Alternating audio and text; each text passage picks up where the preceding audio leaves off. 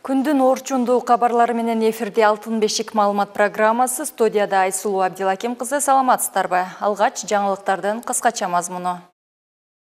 Бийлик өкүлдөрү чек ара айылдарындагы калыбына келтирүү иштеринен кабар алып, жергиликтүү жашоочулар менен жолугушту. Өлкөдө 150дөн ашык сот отурумдарынын залдары аудио жана видео фиксациялоо системасы менен жабдылган. 1 декабрь спидке каршы күрөшүү күнүнө карата облус аймагында акциялар өткөрүлүүдө. Кыргыз Республикасынын президенти Садыр Жапаров Румыниянын президенти Клаус Йоханнисти Румыниянын улуттук биригүү күнү менен куттуктады. Кыргызстан менен Румыниянын ортосундагы салттуу достук мамилелер мындан арыда эки өлкөнүн өнүгүшүнө жана гүлдөп өсүшүнө салым кошот деп ишенерин айтып, Румыниянын президентине чын ден соолук, жооптуу мамлекеттик ишиңизге ийгиликтерди, ал эми дос мамиледеги Румыния элине бакубаттык жана өнүгүү каалады.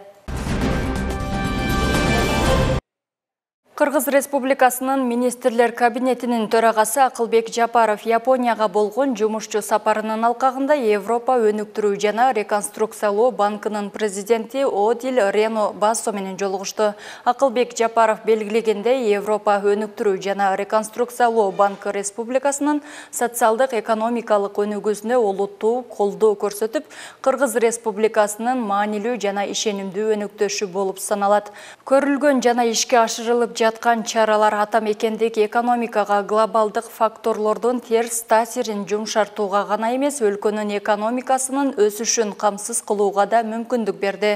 Үстүбүздөгү жылдын аягына чейин ички дүң продукт 7% өсөт деп күтүп жатабыз. 2023 жылы өлкөнүн консолидацияланган бюджети болжол менен 503 миллиард сомду түзөт. 2 жыл мурда бул көрсөткүч болгону 247 миллиард сомду түзгөн. Бул кийинки жылга маанилүү реформаларды пландаштырдык. Анын ичинде милдеттүү медициналык камсыздандыруу тармагында да. Ошол эле учурда мамлекеттик жеке өнөктөштүктүн алкагында 2023 жылы 20 заманбап ооруканаларды жана бир нече ондогон жалпы билим берүүчү мектептерди курууну пландап жатабыз. Бул демографиялык динамиканы эске алуу менен алардын жетишсиздиги көйгөйүн чечүү үчүн биз адамдык капиталды өнүктүрүүгө инвестиция салууга даярбыз. Бул контекстте биздин максаттарыбызга жетүү үчүн Европа өнүктүрүү жана реконструкциялоо банкынын колдоосун күтөбүз деп баса белгиледи. Министрлер кабинетинин төрагасынын ордун басары, улуттук коопсуздук мамлекеттик комитетинин төрагасы Камчыбек Ташиев бала кезде окуган мектебине барып, окуучуларды мекенчилдикке, жакшы окууга, талыкпай билим алууга шыктандырган сөздөрдү айтып, алар менен чогуу кийиминди аткарышты. Мындан тышкары президент Садыр Жапаров эски мектептердин ордуна жаңы билим уясын куруу тапшырмасын койгонун окуучуларга айтып берди. Үстүбүздөгү жылдын 14-17 сентябрь күндөрү Тажикстандын куралдуу кол салуусунан улам чек аралаш аймактардагы көптөгөн турак жайлар, мектеп, бала бакчалар талкаланган. Мындан улам президент Садыр Жапаровдун тапшырмасы менен тез арада калыбына келтирүү иштери коюлган. Бирок жергиликтүү тургундар тарабынан калыбына келтирүү иштери жай жүрүп жаткандыгына наразы болгондор да көп. Ага карабастан Жогорку Кеңештин депутаты, президенттин Баткен облусундагы ыйгарым укуктуу өкүлү жергиликтүү жашоочулардын көйгөйлөрүн жеринен угуп, тиешелүү жетекчилерге катуу эскертүүлөр берилди. Теманы Сабира Абдисаматова улантат. Президент тараптан коюлган тапшырма бул элге жакын болуу, элдин көйгөйлүү маселесин чечүү деп. Мына жакында эле биз курултайда болуп келдик. Сиздер дагы телесынактардан көрүп отурдуңуздар. Кандай таза, кандай туура өткөрүлдү. Кыргыз Республикасынын Жогорку Кеңешинин депутаты Миргүл Темирбаева президенттин Баткен облусундагы ыйгарым укуктуу өкүлү Абдикарим Алимбаев, өкүлдүн орун басары, РСК жана Айыл банк ачык акционердик коомунун өкүлдөрү жана бир топ тиешелүү жетекчилер Лейлик районуна караштуу Кулунда айыл аймагынын жашоочулары менен жолугушуп, бир топ көйгөйлөрүн укту. Биз алыс болушубуз керек. Жанагы дежурныйлар барды. Же атайын адамдарды сиздер шайлап туруп ошол жерге жеткирген. Жок. Мисалы алып келсек, айыл өкмөт эч кандай башын тыккан жок. Көзөмөлдө турдук. Райондун жетекчиси, бул жерде башчысы отурат, Алмаз Рахманкулович, эч киришкен жок. Областын жетекчиси катары мен мен киришкеним жок. Эл өз каалаган адамдарды ошол курултайга шайлап беришти, ошолор барып сүйлөштү. Бул жалпы мамлекет эч кандай киришкен жок. Кандай эл эмнени ойлосо, ошону ал жакта айтты. Мындайча тагыраак айтканда, жөнөкөй эл курултайдын эң максаты ошол болгон. Жөнөкөй эл, айылдан барган жөнөкөй эл түздөн-түз президентке элдин көйгөйүн айтып алганга шарт түзүлдү. Ошондуктан мына угуп атыңыздар, ошондо бир канча орчундуу маселелер айтылып кетти. Эгерде курултайды жанагыдай дежурный деп кээ бирөөлөр айтып атат, азыр курултай өткөндөн кийин бул дагы сөз жоголуп кетти буйруса. Эгерде даярдаганда bunday сөздөр ал жерде айтылбайт эле. Райондун деңгээлинде чечилбесе, областтын деңгээлинде болбосо, областтын жетекчилери мамлекеттик деңгээлде маселени көтөрүп чечип берүү. Жолугушуунун негизги максаты 14-17 сентябрда болгон куралдуу кагылышуудан кийинки калыбына келтирүү иштерин жүрүп жаткандыгынан жеринен кабар алуу жана айыл тургундарынын көйгөйлөрүн чечүү болуп саналат. Мындан сырткары чек арадагы тургундардын насыя алуудагы көйгөйлөрүн жеңилдетүү максатында банк өкүлдөрүн эл өкүлү жолугушууга чакырган. Бүгүнкү Баткен облусундагы иш сапарымдын негизги максаты ушул жабыркаган үйлөрдүн бүгүнкү күндөгү абалы, ошолордун салынышы, аткарылышы, ошондой эле элдин банктар менен банктардан алган кредиттери жана ошолордун жоюлушу жана ишкерлердин кредиттери, ошолордун абалы бүгүнкү күндө суроо талаптары боюнча болчу. Мына бүгүн Лейлек районундабыз. Лейлек районунда биринчи жолугушуубуз Кулунду айыл өкмөтүндө болуп өттү. Ошол жерде элдин негизги суроо талабы Кулунду айыл өкмөтүндө РСК банктын бир филиалын ачып берүү болчу. Көптөн бери ушул маселени жогорку кеңеште да көтөрүп келдим. Ана бүгүн мына банктын төрагалары, ошол РСК банктын төрагасы, ошондой эле айыл банктын төрагалары менен биргеликте келип бул маселени буюрса чечтик деп ойлойм. Себеби мына банктын төрагасы Букуев Кадырбек Жумабекович өзүнүн чечимин айтып кетти. Кулунду айылында РСК банктын бир филиалы, ошондой эле бир банкомат ачыларын, ошондой эле мына азыркы учурда Жаңы Жер айылында турабыз. Жаңы Жер айылында дагы бир банкоматтын ачылышы боюнча жакшы бир чечимин элибизге кичине болсо да жардам иретинде ушуну айтып кетти. Айынан өткөн чубалыгы булга премьер-министр, кабинет министри Акылбек Жапаров тарабынан акча каралган деп айтып, бүгүнкү күнгө чейин ошол чубалыгы тартылбай келет. Себеби биз Тажикстандын границасында турат ал токтор.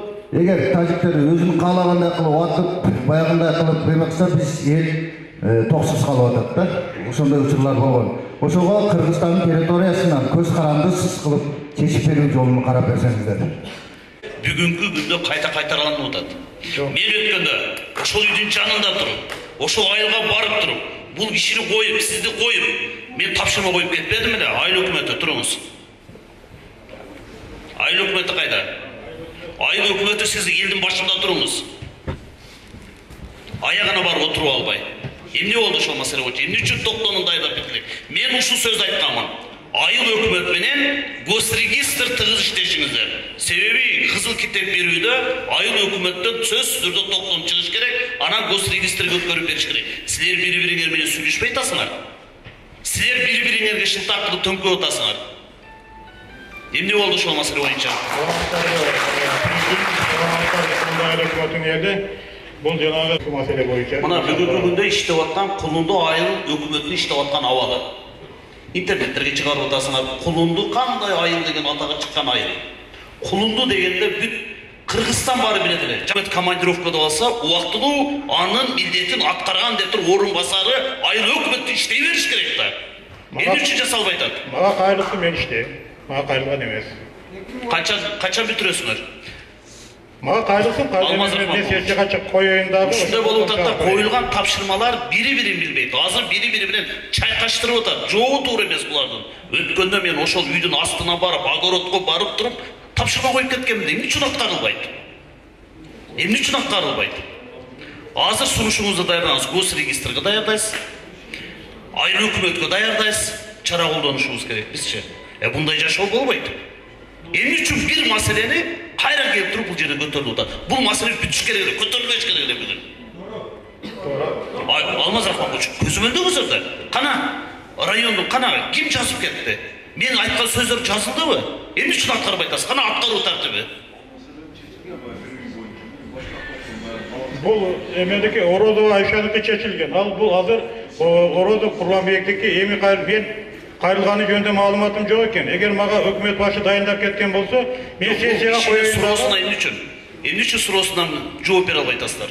Мен бул кишинин суроосуна алып жооп берейин деп атам. Эгер мага кайрылсын, кат жүзүндө кайрыла турган болсо, мен сессияга киргизейин дагы, ошол жерде чечип берейин. Урматтуу жетекчилер, мага кайрылсын деп үйүңүздөргө барып, ошол жерге барып жалдырап кайрылыш керек беле. Айлангыла, садага баргыла, сада айына барып ар бир өндүрүп чыккыла. Мага кайрылсын, не? Чоң болуп кеттиңер барыңар. Силер барып туруп эл аралагыла да. Ел аралагыла. Мен мисал үчүн областын жетекчиси катары үйүнө барып отамын менчи. Бул мага барган жок.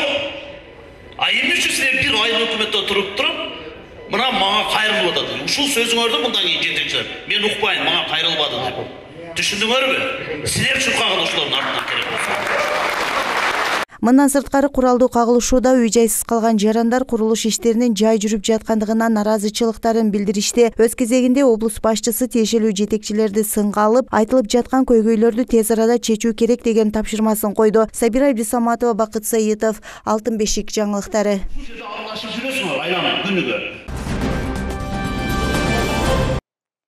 Кыргыз Республикасынын Жогорку Кеңешинин депутаты Миргүл Темирбаеванын Лейлек районуна болгон иш сапарынын алкагында Кулунду айыл аймагынын жашоочулар менен жолугушууда бир топ көйгөйлүү маселелерин укту. Андан соң 14-17 сентябрь күндөрү Тажикстандын куралдуу кол салуусунан улам чек ара айылдарындагы жашоочуларга Жогорку Кеңештин ардак грамоталарын тапшырды. Биздин башыбыздан бул жыл жеңил болгон жок. Оор жыл болду. Чоң сыноо болду элибизге. Болгондо дагы мына 3-чү жолу оор күндөр башыбызга келди. Бирок ошого да туруштук берип, мына элибиз лейлектиктер, мына сиздер өзгөчө ушу чек арага жакын айыл өкмөт жакын айылдар ушул жерде мындайча айтканда чеп болуп жашап келе жатасыздар. Бул боюнча сиздерге өзгөчө чоң ыраазычылык билдиришибиз керек. Араңыздардан ошол Жогорку Кеңештин атынан ыраазычылык каттарды алып келдим эле, ошолорду тапшырып коюуга уруксат этиңиз.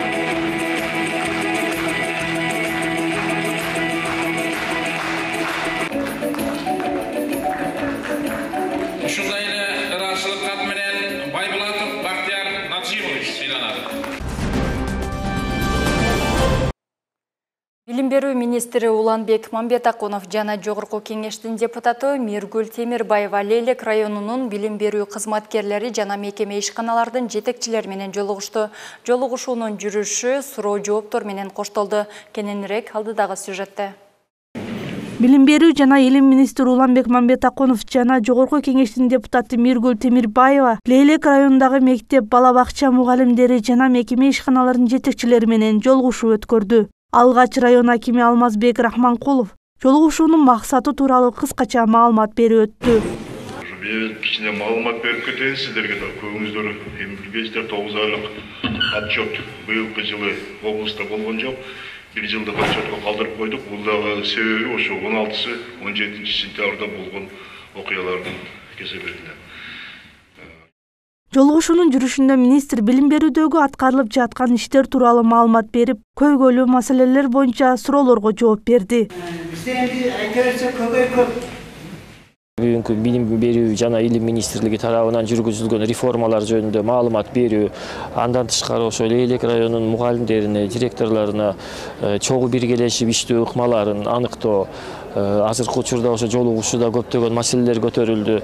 Эң негизги маселелер ошо мектеп салуу боюнча, бала бакчаларды салуу боюнча, андан тышкары ошо мугалимдерге методикалык жардам көрсөтүү боюнча көп суроолор берилди. Анын баарына ошо жеткиликтүү талкуу болду. Андан тышкары ошо окуу китептери менен дагы камсыз кылуу боюнча, тарбия иштерин жүргүзүү боюнча, ата-энелер менен иштөө ыкмалары. Анан негизгиси ошо пландарды коюп алдык. Соңунда чек ара окуяларында калкка жакындан кызмат кылган жана эмгеги бааланган кызматкерлерге Жогорку Кеңештин ардак грамотасы жана ыраазычылык каттары тапшырылды. Биздин райондогу билим берүүнүн бүгүнкү күндөгү абалы, сапаты, ошондой эле сиздер менен жолугушуп, сиздердин оюңуздарды угуу үчүн өзүмдүн атайын иш сапарым менен бүгүн бул жерге келип отурам. Сиздер дагы ушул убактыңыздарды бөлүп, ушул жерде бүгүн мен менен жалпы биздин билим берүү министрин кошо бирге келгенбиз. Биз менен көрүшүү үчүн келип отурасыздар. Баарыңыздарга ыраазычылык айтам. Буга кошумча Уланбек Мамбетакунов министрликтин атынан мектептерге китеп жана компьютерлерди тапшырды. Динара Курбанбекова, Бакыт Саитов, Алтын бешик жаңылыктары.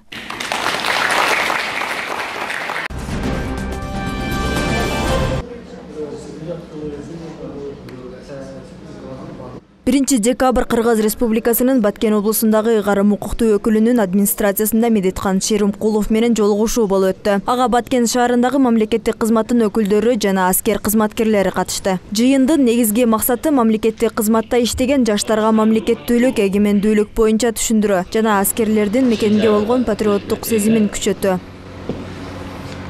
Баргандан кийин Баткенде окуя боюнча Кыргызча 1 saat intervjularında televizyonda anı bir 3 yıl 4 yıl aytalıkta koşkan. Oşol ele Batken'de gelgen okuyanın negizinde ben bir inisiyatif alıp 5 minut 6 minut rol çıkarttım. Bunlar da Kırgız televizyonası, Kırgızstan'ın başka telekanalları, televizyonda başkalar görüşete başladı. Bugün etnek sosyetlerle YouTube'ga, Facebook'ga жана башка Telegram'га баасына чыгат. Жыйындын жүрүшүндө Кыргыз Республикасынын баатыры Медеткан Шеримкулов Кыргыз Республикасынын мамлекет болуп түптөлүшүндөгү маанилүү окуяларга жана кол коюлган документтерге токтолуп өттү. Ошо 3-4 күндүн ичинде Баткенди толугу менен кыдырып чыгам дагы, анан ошол өзүмдүн көргөнүмдү, өзүмдүн билгенимди республиканын жетекчилерине жеткирем, кыргыз коомчулугуна жеткирем. Чоң кыйынчылыктарга учурады, канча киши дүйнө салды, канча биздин үйлөрүбүз, объекттерибиз баары талкаланды. Ошону тез аранын ичинде калыптандыруу маселеси турат. Бул боюнча дагы мен элдин ой пикирин угам, анан өзүмдүн ой пикиримди биздин республиканын жетекчилерине дагы, кыргыз коомчулугуна дагы жеткирем деп ойлойм. Менин келген негизги максатым мына ушу элге биздин мамлекетибиз жөнүндө, биздин мамлекеттүүлүгүбүз жөнүндө, мамлекетибиз кандай акыбалда, кайсы убакта, кандай себептер менен пайда болду, 30 жылдын ичинде кандай жетишкендиктер болду, кандай кемчиликтер болду, ошону элге туура түшүндүрүп, анан эң негизи ошол кетирген кемчиликтерибизди мындай кайталабайлык, ал эми жетишкен мындай ийгиликтерибизди андан ары дагы улантып, андан ары дагы чыңдап, мамлекеттүүлүгүбүздү жаңы деңгээлге көтөрүү жолдору боюнча эл менен ой пикир алышы менин максатым, менин милдетим. Мен ойлойм, чындыгында кыргыз мамлекети Кудай буйртса келечеги кең, эли бакубатта, биримдикте, ырыштуу, ынтымактуу жашаган эл болоруна мен толугу менен ишенем. Баткенде 14-17 сентябрь күндөрү болуп өткөн каргашалуу окуяга арналып жасалган Медеткан Шеримкуловдун жана Кыргыз Республикасынын Жогорку Кеңешинин депутаты Эмил Жамгырчиевдин демилгеси менен тартылган Баткенге таазим аттуу роликти элге көрсөттү. Өз күчүмдү, эгерде керек болсо, өмүрүмдү да аябоого ант беремин. Жыйындын соңунда катышуучулар өздөрүн кызыктырган суроолорун берип жооп алышты. Айбегим Набиева, Бекжан Нишанбай уулу, Алтын бешик жаңылыктары.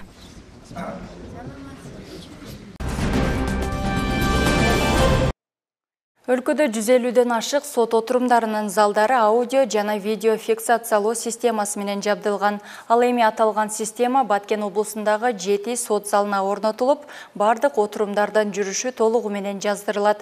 Бул система сот тутумуна болгон ачык айкындуулукту камсыз кылып, элдин сотко болгон ишенимин жогорулатат. Темага кененирээк алдыда Мингүл Көчөрова токтолот. Бүгүнкү күндө өлкөдө 153 сот отурумдарынын залдары аудио жана видео фиксациялоо системасы менен жабдылган. Ал эми аталган система Баткен облусундагы 7 сот залына орнотулуп, отурумдар толугу менен жаздырылып келет. Жаздырылып алынган файлдар 10 жылга чейин сакталып, тараптар өтүнүч менен кайрылып, тасманын көчүрмөсүн далил катары колдонууга укугу бар. Бул жерде бардык 4 жерде 4 камера бар. Ошо соттук отурумдун бар жогун эле тартат, ошо тараптарды, судьяларды. Ар бир соттук отурум катчысына өзүнө ошол соттук аудиофиксацияга запись кылганы логин пароль берилет. Логин пароль бергенде ал только соттук отурумдун катчысына гана, башка эч ким кире албайт анын. Бизге абдан ыңгайлуу болду ошол аудио-видео фиксация келгени, себеби бул секретарлардын жана тараптардын ар бир ишин жеңилдетип, ошо бизге бир канча жеңилдиктерди жаратты. Аудио жана видео жаздыруу сот адилеттигин ишке ашыруу процессин жөнөкөйлөтүп, элдин сотко болгон ишенимин жогорулатат. Ошондой эле сот өндүрүшүн оптималдаштырат жана автоматташтырат. Ал эми өзүңүздөр көрүп тургандай, ошол Баткен областык сотунун жана административ соттун имаратынын сот отурум залы дагы ушул аталган система менен толук кандуу жабдылган жана сот отурум жүрүшүндө бул каражаттар толук кандуу колдонулат. Эми бул системанын жүрүшү менен ушу сот тутумунда болгон ачык айкындуулукту камсыз кылат. Анткени процесстердин жүрүшү ушул системанын негизинде ачык айкын жүргүзүлүп турат да. Аудио жана видео жаздыруу сот системасын санариптештирүүнүн алкагында ишке ашырылган. Бул система чет мамлекеттердин мисалында видеоконференция байланыш аркылуу сот адилеттигин аралыктан жүргүзүүнү ишке ашыруу мүмкүнчүлүгүн түзөт.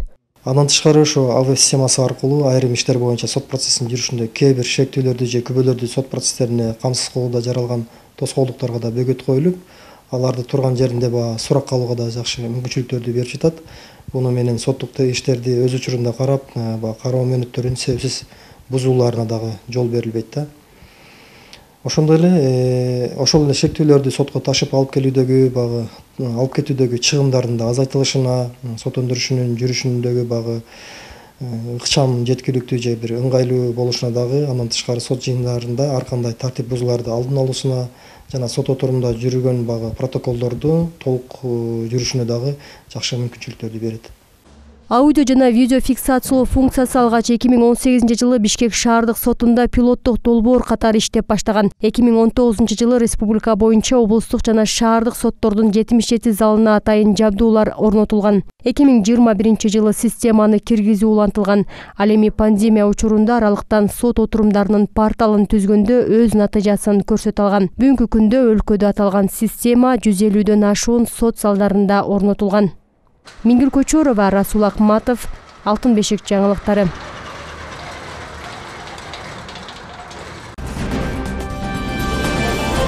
Урматтуу Кадамжай районунун тургундары 2022 жылдын 1-5 декабрь аралыгында төмөнкү айылдарда электр энергиясын берүү үзгүлтүккө учурайт. ВЛ 35 киловатт аба чулгасынан эл аралык Касамин долбоору ВЛ 500 киловатт аба чулгасын тартып жатканына байланыштуу Хальмион Мебельная Орозбекова Бүргөндө айылдарында саат 9:00дөн 17:00га чейин электр энергиясын берүү үзгүлтүккө учурайт. Маалыматты Баткен электр тармактар ишканасынын басма сөз кызматы билдирди. Бүткүл дүйнөлүк СПИДке каршы күрөшүү күнү ар жыл сайын 1 декабрда белгиленүүчү күн. Ага карата Баткен облустук үй бүлөлүк дарыгерлер борборунда СПИДке каршы күрөшүү акциясы өткөрүлдү. Акцияга президенттин Баткен облусундагы ыйгарым укуктуу өкүлүнүн орун басары Жаныбек Исаков, ошондой эле медицина кызматкерлери катышты. Акция теңдик үчүн убакыт келди деген темада болду. Бүткүл дүйнөлүк СПИДке каршы күрөшүү күнүнө карата жыл сайын иш-чаралар өткөрүлүп келет. Бүгүн да 1 декабрь күнү атайын акция уюштурулуп, анда ВИЧ инфекциясынын алдын алуу жана болтурбоо боюнча Баткен облустук СПИДке каршы күрөшүү жана алдын алуу борборунун адистери тарабынан түшүндүрмөлөр айтылды. Биздин пландарыбыз, биз азыр мобильный клиника деп саат 9-тан сондун алдына мобильный клиника койдук машина.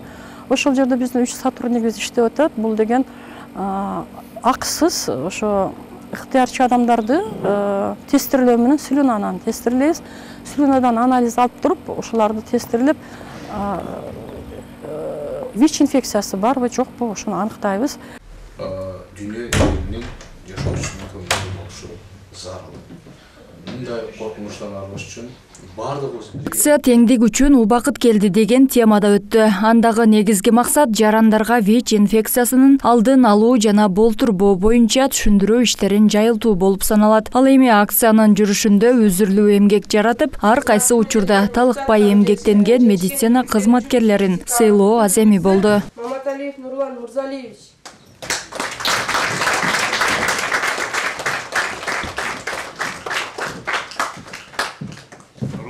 Siz сыйлыкка татыктуусуз. Дагы да сыйлыкка жетишиңер рахмат сизге. ВИЧ инфекциясы кан аркылуу жыныстык катнаш, ошондой эле кош бойлуу энеден балага колдонулган банги ийнелери аркылуу жугат. Айсулуу Абдилаким кызы, Алинур Хаджаев, Алтын бешик жаңылыктары.